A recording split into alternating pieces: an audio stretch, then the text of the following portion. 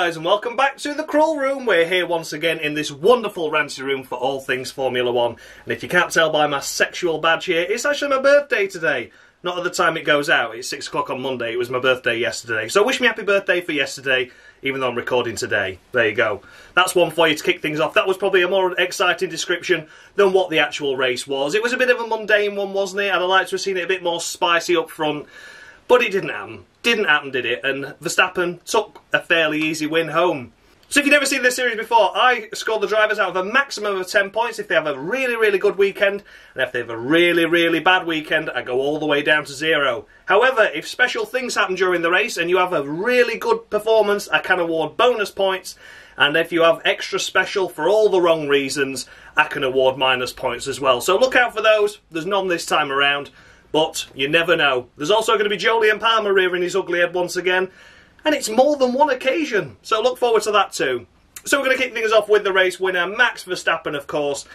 A great weekend for Red Bull at their home circuit. It's certainly a circuit where Red Bull have always been well at. Mercedes, a couple of retirements over here at the past. But this time around, not to be. Mercedes just didn't have the pace. Red Bull, especially in the hands of Max Verstappen, was pretty unstoppable this weekend. Pole position, led every lap and won the race, so easy peasy Max Verstappen. Hamilton pitting at the end there to nick the fastest lap point away from Perez and the Red Bull team. So that will all help in the constructors to mitigate the damage of Max Verstappen winning. And for Max, yeah, it's been a good race, it's been solid. And he's getting a bit harsh though with these drivers constantly winning and finish on the podium. So I'm going to give him 9 points. It was pole, it was the win, he did lead every lap. But I wanted him to get fastest lap so he could have the Grand Slam, which he still currently doesn't yet own. He's never had a Grand Slam. So I'm knocking her points off for that. But I don't fault his race. I think it was an impeccable race weekend, all in all, by Red Bull, particularly in the hands of Max Verstappen. And yeah, we're racing here again next week, so we'll see what happens. Can Mercedes find some more pace, or is it going to be very much the same? We'll wait and see on that. Next up, Lewis Hamilton did everything he could, really. The Mercedes just didn't have the pace against Max this time around. Qualified third, however, it got elevated to second, of course, as a result of Bottas's penalty. A scruffy qualifying by the Mercedes, making a couple of mistakes here and there, bit of wind, etc., throwing it around. But overall, there he was, second place on the grid after Bottas's penalty, and that's where he stayed. He was second throughout, a lot faster than his teammate, a lot faster than Perez. So for Lewis Hamilton, a lot quicker than his teammate over the course of the weekend. Bottas just didn't really have the pace, as we already know. But Lewis Hamilton, I'm going to also award him 9 points. He's getting 9 points on the Crawl Room as well this weekend. And the reason it's not going to be a perfect 10 is because he did allow Bottas to out-qualify him in qualifying. Of course, the 3-place grid drop made no difference. He did start alongside his title rival. But had that grid penalty not been there for Bottas, it could have made his race that little bit more awkward. So, got to be cruel to be kind with these drivers up front, but still 9 points for a solid race and the best he could do. Well done to Lewis Hamilton for that. Best he could have done. And then we come to Valtteri Bottas. He's disqualified on the Crawl Room anyway because he is fairly useless. But once again this weekend showed some signs of good fortune. Picking up the podium, fending off from Perez at the end there, who was on a charge from a 2-stop strategy. And in the end, it was their P3, like we mentioned, nowhere near the pace of his teammate or Max this weekend around. The second drivers were very much second drivers this weekend, so yeah, just a bit of a shame that Bottas just can't get up there, and then when he does get up there with second in qualifying, he makes a silly mistake in practice and he spins, so there we go. But all in all, he's disqualified anyway. I've talked about him far too much, and let's get George Russell in that Mercedes seat. Next up, Sergio Perez. A good race by Sergio, I think, overall. He made that little error, didn't he, at the start? He got past Lando, then wasn't past Lando, and that cost him a lot of time there. Then in the pit stops, he had that slow stop, which put Bottas ahead, and then that's what triggered the Red Bull second stop in to try and catch back up once again. And overall, it didn't quite work out, and then Hamilton robbed him of the fastest lap point as well. So a bit of a kick in the teeth there for Perez at the end. One more lap he'd have had him, but we can say that for a lot of incidents throughout a lot of the seasons. One more lap he'd have had him. Unfortunately, he went all the way to lap 71 and didn't get round him. But not a bad race overall, and for that reason it's going to be 8 points to Sergio Perez. I think that was a solid weekend. That error of being stuck behind Norris for far too long really cost him ultimately for any sort of comfortable podium chance. And then the pit stop error. Not his fault, but there we go. He tried, but he didn't succeed. Next up we come to Lando Norris, once again in his coveted P5 position. Yeah, Lando, good race overall, good strategy. They did everything perfect this weekend. He had a great qualifying as well, let's not forget that. And in the race, he was looking strong. He was in P3, he was making the gap, he was, you know, holding Perez nicely behind him, holding Bottas nicely behind him, and then must have been some kind of team call, and McLaren were like, yeah, let them through, we're not racing those, and that kind of disappointed me a little bit there, because I'd have at least liked to have seen him battle until the first stops at least, because then, you know, if they'd had a slow pit stop, like such as Perez, he had that slow stop. If Norris was within his window, he could have jumped him. So they just let off the gas and was like, yeah, let him go. And that was a bit of a defeatist attitude in my eyes. Yeah, I know you're not racing them for constructors and you need to get points over Ferrari, but I'd have just liked to have seen it go to the first stops at least before you started pulling tactics like that. So for Lando Norris, not really his fault, that, but overall a bit of defeatist attitude there in letting him go. It's a bit of a shame, that. It is a bit of a shame. What could have been? I don't think he'd have had the pace ultimately, and I think we would have been here talking about how he was P5, but we could have been talking about, God, weren't it good that he was so far ahead for so long? But he just let him go. So for that reason, it's 9 points to Lando Norris as well. There's no perfect 10s this weekend, I don't think. Next up is Carlos Sainz, and as I mentioned, there's no perfect 10s. I'm jumping straight to the chase with Carlos. It is a perfect 10. Fantastic qualifying, fantastic race. Here he is in P6 doing the best job he can. Leclerc making a couple of scruffy mistakes. And here he is picking up the pieces. P6, fantastic effort. Sainz is really getting to grips with that car now. Paul Ricard was a very much of shame, to be honest with you, for the Ferrari team not picking up any points. But here they are, back again with the double points finish. At the start of the race, it looked like it was all coming undone. Carlos Sainz was down in P10. Leclerc was in the pits with a busted nose. And it pretty much looked like they weren't going to be picking up many points at all. But here they are now, P6, P7. We'll get to Leclerc in a minute. And yeah, fantastic drive by Carlos Sainz there. Going on the later strategy pitting, so they had fresher tyres at the end to carve the way through. It worked at Paul Ricard. It worked here as well. So yeah, they'll be looking to build on that for next race and maybe try and get the best of the rest P5 spot next time around. But yeah, perfect 10 to Carlos Sainz. And then we come to Charles Leclerc. I work at a chuffing call centre now, you bastards. Sha-la-la. It's sha-la-la, and he sha-la-la'd his way all the way into the side of Pierre Gasly, didn't he? Knocking his front wing onto the rear tyre of Pierre Gasly, giving him a puncture. Gasly trying to keep out the way at turn 3 and collected Giovinazzi, collected Latifi. Latifi had a puncture as well.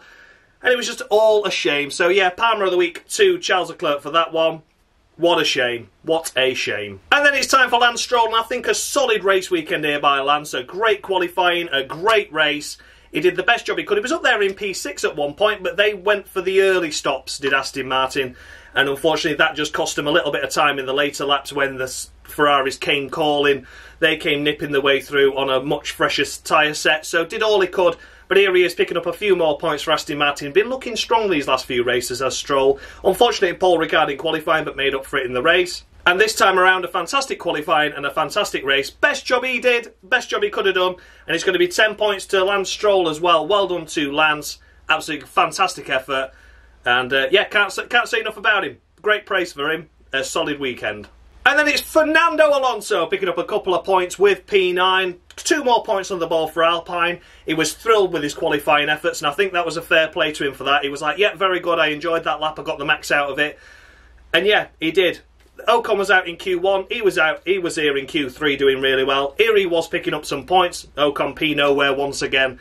So for Fernando Alonso, it's going to be 9 points on the board. And I'd like to have seen him maybe try and get Stroll. He was after Stroll, wasn't he? He was like, I need to get Stroll, I need to get Stroll. He was on the radio, tell me the gaps, tell me the sectors. But unfortunately, his tyres just dropped off. And once Leclerc nipped past him for position, he didn't seem to be able to follow Charles through when he overtook Stroll ahead. So bit of a shame he couldn't get that done, but it's still a solid weekend by Alonso. He's found his feet now, so 9 points to him for that. And then we come to Yuki Tsunoda. An okay weekend, a solid weekend. Will AlphaTauri be happy with him? I think they can be pleased. I'm not going to say they're going to be thrilled by these efforts. Picking up 1 point, it's another point on the board that AlphaTauri otherwise wouldn't have got with the demise of Gasly at the start there, of course. But yeah, a goodish race. He got into Q3, fantastic, qualified P8, but it's just silly just to get in the way of Bottas, and we know how petty they can be with grid penalties lately. And he didn't end up, in the end, impeding Bottas in any way, shape or form, but that was that. Yeah, so he started P11, he picked up a point in the end, ran as high as 8th, I think it were, so all in all, not a bad weekend, nothing special, so 7 points is going to be awarded to Yuki Tsunoda. And then we come to Kimi Raikkonen, a fantastic effort by Kimi, but a poor qualifying, out-qualified once again by his teammate Giovinazzi, and what a shame for Raikkonen for that to happen. He made a cracking start though and was up inside the top 12 for the most part, and here he is just finishing outside the points in P11. A great effort to get there, but what could have been if he'd have had Antonio starting position or a bit further up the grid?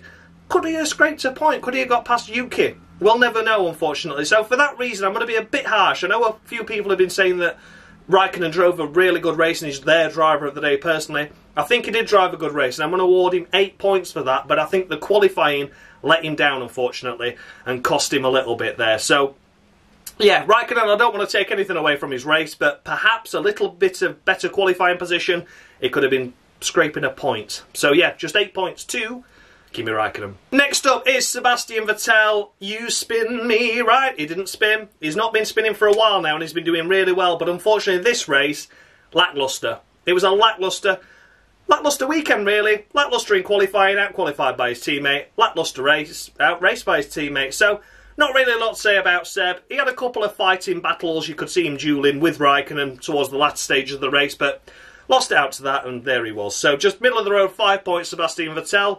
I'm going to give him the benefit of the doubt this weekend around that he just didn't find his form.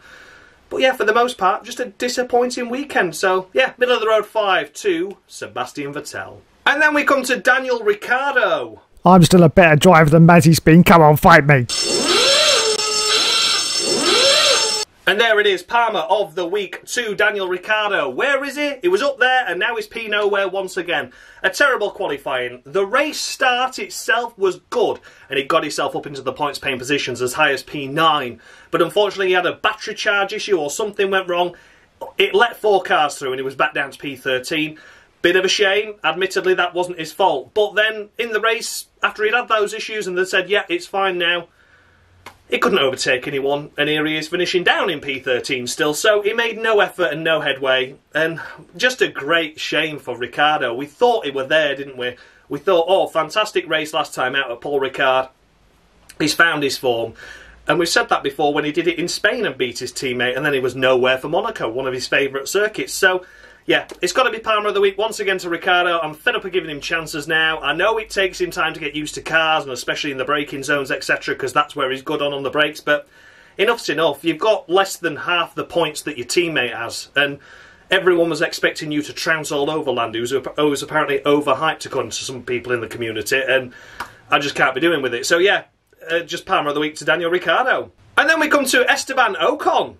I sell my body now to make ends meet, you bastards. And there we go, a hat-trick of Palmer's, another Palmer of the week to be slammed right in there, because Ocon has done nothing. He signed that multi-year deal for Alpine/Renault/the Enstone team, whatever you want to call it, and since he signed that contract, he was shite at Paul Ricard, and he's shite here. He's done absolutely nothing this weekend once again, out in Q1, and here he is measling down in P14, not doing anything special at all. So a big, big disappointment to Esteban Ocon, and he completes the hat-trick of Palmer's of the week, because he was pathetic. And then we come to Antonio Giovinazzi, the Italian stallion once again. Here he is. And unfortunately languishing down in P15, didn't have quite the spectacular race that his teammate had. The charge, Giovinazzi couldn't do it. He was unfortunate to get it collected by Gasly trying to get out of the way of everyone at turn 3 at the start of that race. Just one of those things. It didn't damage the car, he just was tyre-to-tyre contact, but it tipped him into a half-spin, and any overtakes he did do at the start were quickly undone, and he was down behind the Haasers, the Williams, etc. So that was very unfortunate for him, but it looked like the car itself had pace this weekend, as we saw in the race with Raikkonen, but it looks like it was a tale of two fortunes for Alfa Romeo, and they couldn't get the perfect combination together. Antonio did the best job he could in qualifying, but he couldn't get the maximum out of the race. And for Raikkonen, he didn't get the maximum out of qualifying, but did the best he could in the race. So if next week Alfa Romeo can get their heads together and make it a perfect weekend in qualifying and race, I think we could be seeing some points for them. And they were really lucky that Russell had some problems today, because Russell could have scored at least 4 points with P8. So They need some points desperately now, because that Williams is looking better in race strategy. And yeah, they could breathe a sigh of relief today, definitely. So yeah, Antonio, it's going to be a middle of the road, 5 points to him. Like I say, it was unfortunate at the start, but just didn't get the best out of the car like Raikkonen did for the remainder of the race, and just couldn't get past anyone. So yeah, middle of the road 5 to Antonio. Let's get a better weekend next weekend. And then we come to Mick Schumacher and the Haas, fighting Haas once again. We were seeing the Haasers trying to overtake each other. Mazepin getting through on Schumacher, Schumacher getting through on Mazepin. They went up to the team radio of Gunter Steiner and he's like, oh, it was a good battle, yeah. I don't know why I said it like that, but there he is. That was my Gunter Steiner impression. I'm sticking to it. But yeah, nonetheless, a good race by Mick Schumacher, more racing experience under his belt, even if it is just with his teammate. Finishing ahead of his teammate and finishing ahead of an unfortunate Nicholas Latifi as well there. I'm not holding that against Latifi at all. That was just unfortunate. But yeah, so I'm going to give Mick Schumacher a solid 7. I think that was a good race weekend. No silly errors, no crashes, no lap deletes or anything like that. Just a solid 7. Nothing special. We've not seen anything spectacular from him like we have in previous races. But qualified P19, the best you can do. And outraced a couple of cars. So well done, Mick. And as mentioned, Nicholas Latifi following closely behind Mick Schumacher. He got a puncture. He got caught up with Pierre Gasly at the start there, didn't he? What a shame for that to happen. Just clipped his wing, gave him a rear puncture, put him a lap down, 2 laps into the race, and that was his race run. So it's going to be a middle-of-the-road 5 to Nick Latifi. I will mention his qualifying performance. I think that was unfortunate that he got knocked out in Q1. I think that was a good lap when he jumped up to 8th. I was like, that's impressive. I've been giving him a lot of stick. But yeah, I think this weekend shows encouragement once again from the Williams squad, but just couldn't deliver again. So hopefully next weekend, same circuit, we can get both Williams into Q2 easily. Maybe George can push for Q3, and in the race, let's just hope it goes better for Williams, because, yeah, a missed opportunity today. And then it's Nikita Mazepin in the standings, the final finisher of the race. We don't score in points here. Mushy Gaming, Dan, who does the scores. He has his own fun with Mazepin, so look forward to that at the end when the scoreboard pops up. I think he's trying to make a sentence. I'm not sure what it's making at the moment, but it's going to make something funny, I'm sure. And then we come to the first of the retirements on this list. Unfortunately, the retirement in the race was George Russell. After being 0.008 of a second off in Q3, he then started 10th as a result of Tsunoda's penalty, and he was running as high as 8th. And he came into the pits and he had something wrong with the car, which meant that they had to like recharge or regas the hydraulics. It was like the airlines or something, wasn't it? They were connecting something up. It was an 18-second stop. It put him outside the points. Then he had to come in again. They had to do the system again, reset the system again, and he was well out of it at this point, and then just a few laps later retired. So after a cracking qualifying, and after a cracking race up until that first pit stop, I'm going to break my own rules here, and I'm going to award George Russell 10 points. And I don't normally do that to a car that doesn't finish, but Russell has been on form these last couple of races, and Williams should have scored points. It wasn't anything to do with Russell as to why he was out. He drove absolutely superbly all race weekend long. Qualifying, superb. The race, fantastic till the issue occurred. So, yeah, big shame, big missed opportunity for Williams. Once again picking up points, but hopefully next weekend they can do it. We're at the same circuit. This is the blessing now. Iron out the issues. Let's get it solid for next time around. But yeah, it is going to be 10 points to George Russell. I was very impressed with that. And then last but by no means least, I've broken my own rules with George Russell, so I'm going to break my own rules once again with Pierre Gasly, which normally I only award non-finishers 5 points in the middle of the road because I don't know what we're going to do. Bit less generous with Pierre Gasly, but I'm going to award him 7. It was another stunning qualifying effort. It got off the line really well. It was ahead of Leclerc going into turn 1. They both washed out wide as Alonso tried to make it 3 wide. And then, as we already know, Leclerc just lazily came back onto the track, clipped the rear tyre of Pierre Gasly, and he was out. That was it. He was out. He tried to get out of the way. He didn't get out of the way. He couldn't get out of the way. It was just difficult. And by the time he come into the pits, it wasn't just the tyre, it was the whole rear suspension that was destroyed. So it's going to be 7 points to Gasly. I think that qualifying performance needs noting. There wasn't enough of the race for me to be able to fully understand what happened, or, you know, we don't know where he could have finished. But yeah, missed opportunity for AlphaTauri there to get some serious points. So yeah, 7 points to Pierre Gasly. So there you go, guys. That was the runners and riders of the Styrian Grand Prix. Let me know your thoughts and feedback down below. Did I score any drivers too high, any too low? How many Palmers do you think should there have been? Should there have been more than 3, less than 3? somewhere in the middle, who knows? Let me know your thoughts and feedback. And as always, a big thanks to Dan Mushy Gaming for scoring the Cruel Room points that are on the screen now. He keeps a track of the table. Without him, this series will be more pointless than it already is. And a big, big thank you to Dave, F1 Games PlayStation, for the Jolie and Palmer skits, which you're all knowing and loving by now. And yeah, unfortunately, I'm running out of them, so I'm going to need him to do some more. So yeah, absolutely fantastic there, guys. Thank you so, so much for watching. Look forward to all your comments in the comment section below, and I'll see you again next week for the Austrian Grand Prix. Thanks a lot for watching, guys, and as always, much love.